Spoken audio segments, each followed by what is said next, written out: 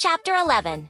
Whisker's big screen debut life in the village had returned to its peaceful rhythm. But Whisker's adventure in Kansas City continued to inspire.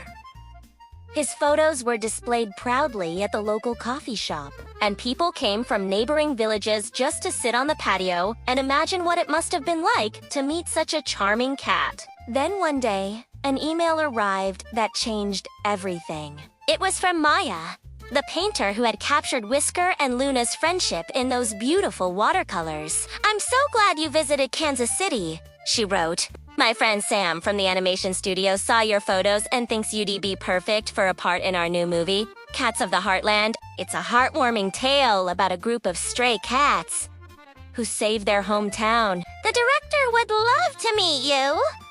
The thought of acting in a movie was overwhelming. What if he got a part? Whisker dreamed of being surrounded by a film crew.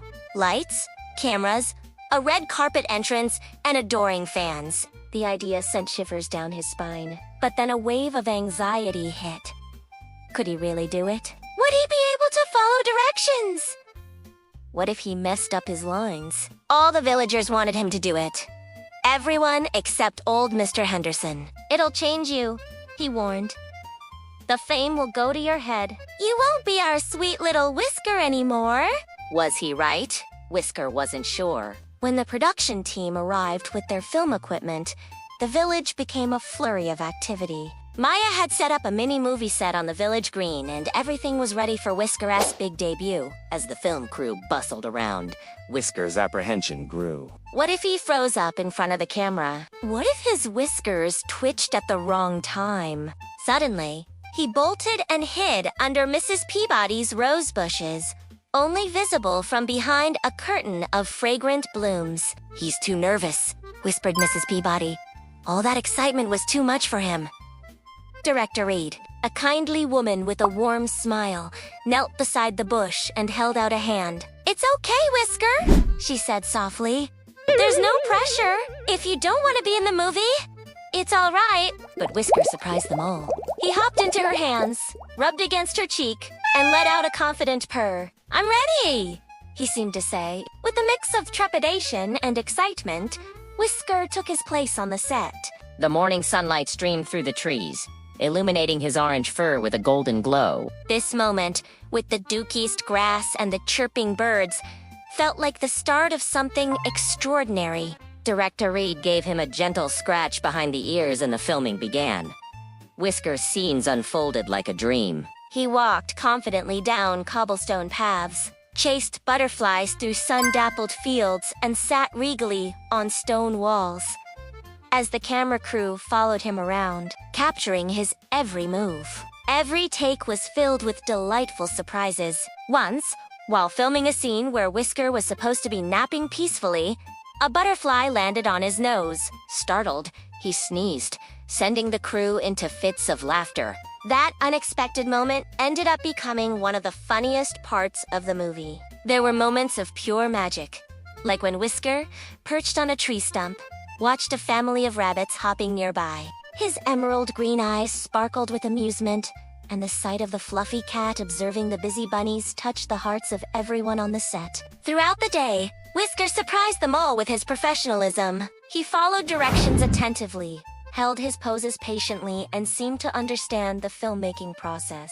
By the end of the shoot, as the sun began its slow descent, casting long shadows across the village green, Whisker had become a bona fide movie star. The crew crowded around him, showering him with praise and affection. "You were born for this," Whisker director Reed told him, her eyes shining with admiration. "You have a natural talent for acting. You bring so much charm and heart to every scene." Director Reed kept her promise. When the movie premiered, Whisker and some of the villagers attended the red carpet event in a limousine. Whisker sat proudly in his custom-made chair, waving to the cheering crowd. Director Reed, keeping her promise, presented Whisker with a souvenir. "For being our star player, here's a piece of the movie set," she said, handing him a miniature version of the stone wall he'd sat on in one scene. "It's a symbol of your journey, your time in the spotlight." Whisker held the miniature wall aloft as the audience roared with applause. He had done it. He had conquered his fears and become a movie star. In the end, Whisker decided to stay in the village. The allure of the big city had faded in comparison to the love and support of his community, but now, thanks to his role in the Cats of the Heartland, Whisker was a legend. Villagers would often stop him on his walks to ask for autographs or pose for pictures. He took it all in stride, always with a polite smile and a gentle epilogue. A starry night above the village path as the years passed, Whisker's legend only grew. The annual Whisker Festival celebrated his achievements, attracting visitors from all over the country. But for Whisker, every night was still the best. After a busy day of meeting admirers, he would return to his favorite spot on the village path. The familiar scent of honeysuckle and freshly cut grass brought a sense of peace. He would watch the sun set over the hills, painting the sky in hues of gold and lavender, reflecting in his bright green eyes. Whisker knew that his adventure in Kansas City had changed him.